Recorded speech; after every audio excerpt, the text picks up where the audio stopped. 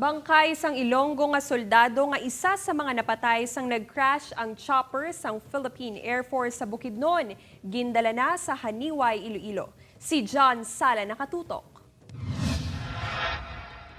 Tubtob sa karon wala pa nakahibalo si Cheryl kung paano ipahangop sa ila duwa ka bata ang nangin kahimtangan sang ila amay nga si Airman First Class Stephen Agarrado. Isa sa 7 kasakay sang UH-1H Huey helicopter nga nag-crash Sabado sang hapon sa Southern Bukidnon.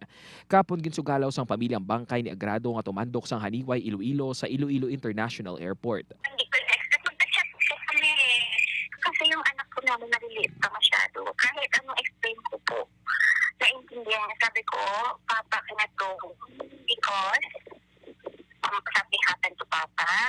When Papa, kasi pauwi at husband ko this week. Vacation niya na dapat mag-i-end yung work niya, 17. So anytime this week, darating na siya. Suno kay Cheryl, bata pa lang si Stephen, handom na sini nga magserbisyo sa pungsod. Gani apisar nga may kakulba sa iya, suportado sini ang iyabana. Antes pa man ang pagbiyahe ni Stephen sakay sa nag-crash nga helicopter, nag-chat pa ini kay Cheryl. Maraming salamat. Yun lang po. Saka ipag-pray ko po yung asawa ko. At kami din po na sana maging okay ang lahat. Mahirap, pero kakayanin.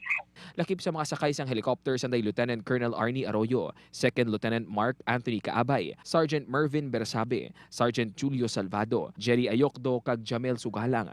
Base sa investigasyon sang Philippine Air Force, posibleng mechanical malfunction ang gintunaan sang pag-crash sang helicopter. Balita halin sa banwa sang Janiuay, Iloilo, John Sala, 1 Western Visayas.